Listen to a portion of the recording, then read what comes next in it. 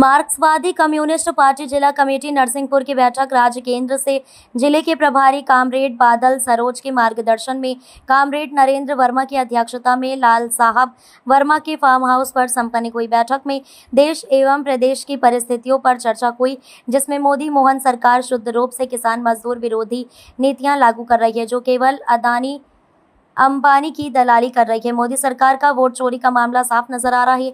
Vote चोरी करके सरकार बनाई है और खुले तौर पर देश के सारे उपक्रम कौड़ियों के भाव बेचकर किसानों की बेशकीमती जमीन को भी कारपोरेट के हाथों दे रही है। बैठक में मूंग का भुगतान, यूरिया, डीएपी की कमी से लेकर जनता की परेशानियों से जुड़े मुद्दों को लेकर आंदोलन करने की रूपरेखा बनाई गई। वोट चोर गद्दी छोड़ के नारे के साथ जिले के गैर भाजपा दलों के साथ आंदोलन तेज किए जाने का निर्णय लिया। आज पूरे भारत में आज जो बड़े जोर शोर से वोट चोरी का मामला चल रहा है, इसके बारे में आपका क्या कहना है? देखिए, ये पहली बार हुआ है हमारे देश के लोकतांत्रिक इतिहास में कि हमारा जो प्रधानमंत्री है वो खुद अवैध तरीके से चुना हुआ प्रधानमंत्री है। ये केवल बेंगलोर सेंट्रल की महादेवपुर सीट का मामला नहीं है, जहाँ पर 1 लाख से ज़्यादा फर्जी वोट पकड़े गए। उस लोकसभा सीट में 6 विधानसभा सीट आती हैं। 5 विधानसभा सीटों में बीजेपी पूरी तरीके से हारी, लेकिन इस 6वीं में जहाँ पर उन्होंने 1 लाख से ज़्यादा वोट की चोरी की थी, एक ही नाम कई जगह लिखा था और उस नाम के लोग बनारस में भी वोट डाल रहे हैं, बम्बई में भी वोट डाल रहे हैं। उससे ये बात साबित हो गई कि ये तिकड़म के जरिए जीता गया चुनाव है। जिन्होंने मतगणना देखी है उनको मालूम है कि 11वें 12वें राउंड तक नरेंद्र मोदी पीछे चल रहे थे, अजय राय आगे चल रहे थे। उसमें भी फिर आखिरी राउंड्स में गड़बड़ी करके ये वोट चोरी और तिकड़म के माध्यम से उन्होंने उस चुनाव को भी जीता है। भारतीय जनता पार्टी के पास बहुमत नहीं है, लेकिन 38 ऐसी सीटें हम लोगों ने छाटी हैं जिन सीटों पर ये सिर्फ वोट चोरी की दम पर जीते हैं। बाकी जगह पर भी ऐसा हुआ होगा।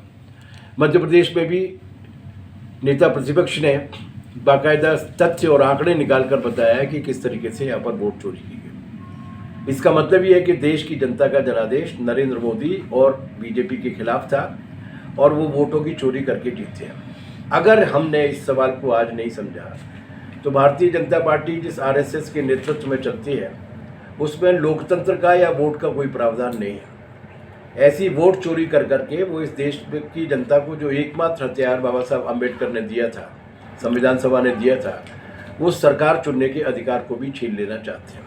अब इसकी नई तिकड़म उन्होंने बिहार में शुरू की है। उनका कहना है कि मध्य प्रदेश में भी उसको लागू करेंगे और वो तिकड़म ये है कि वो मतदाता सूचियों का पुनरीक्षण कर रहे हैं, स्पेशल इन्वेस्टिगेशन और जो वहाँ के जो रूल्स का है। इसमें वो 11 प्रमाण पत्र मांग रहे हैं, 11 सर्टिफिकेट। इस देश की जनता जो बाढ़ में डूबे हुए घरों में रहती है, जिसमें से कम 1/3 आबादी ऐसी है जिसके पास कोई परमानेंट जगह नहीं है अपनी रहने के लिए, उन लोगों के पास कौन से सर्टिफिकेट्स होते हैं? वो जो 11 सर्टिफिकेट मांग रहे हैं उनमें से मुझ जैसे मध्यम वर्गीय व्यक्ति के पास जो 50-55 साल से राजनीति में है, मेरे पास भी केवल एक सर्टिफिकेट है, वो भी केवल पासपोर्ट। 5वीं का सर्टिफिकेट कहाँ से लाएंगे? पिताजी का सर्टिफिकेट कहाँ से लाएंगे? इरादा उनका ये है कि ये जितने भी गरीब लोग हैं जो उन्हें वोट नहीं देते हैं, उन गरीब लोगों को मतदाता सूची से हटाया जाए। तो एक वोट चोरी वो इस तरीके से भी कर रहे हैं जिससे पूरे देश में करना चाहते हैं। इस वक्त हमें पूरे देश की जनता को लोकतंत्र और संविधान को बचाने के लिए आवाज़ बुलंद करनी पड़ेगी और ये कहना पड़ेगा कि वोट चोर गद्दी छोड़। पूरा नाम क्या लिखते हो? बादल सरोज मेरा नाम है और मैं मार्क्सवादी कम्युनिस्ट पार्टी की तरफ से इस बात को कह रहा हूँ और हमारी पार्टी प्रदेश की सारी राजनीतिक पार्टियों को भारतीय जनता पार्टी को छोड़कर इकट्ठा करेगी और लोकतंत्र बचाने के लिए, वोट चोरी की जांच के लिए आंदोलन करेगी। आज मार्क्सवादी कम्युनिस्ट पार्टी जिला कमेटी नरसिंहपुर की हमारे राज्य केंद्र से कामरेड बादल सरोज जी के मार्गदर्शन में साली चौका में आयोजित हो रही है और इस बैठक में तमाम देश की और प्रदेश की परिस्थितियों पर मंथन किया गया और इस मंथन के दौरान यह तय किया गया और हम आह्वान करते हैं हमारे ज़िले की गैर भाजपा दल हैं उनसे कि वो साथ में आकर के और जो देश विरोधी जन विरोधी जो नीतियाँ हैं उनका विरोध करें।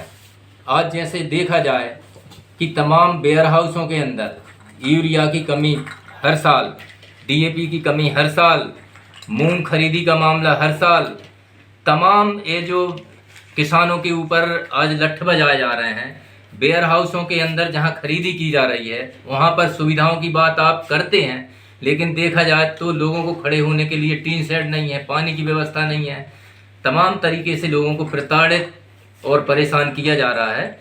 और इसके अलावा हम देख रहे हैं कि भूमि की जो आज हमारे नरसिंहपुर ज़िले में मुंगवानी थाना क्षेत्र के अंदर आदिवासियों के घरों को, फसलों को उजाड़ दिया गया और हमारी बेशकीमती जो किसानों की ज़मीनें हैं उसको अधिग्रहण करने की जो कोशिश सरकार कर रही है, कानून ही बना लिया।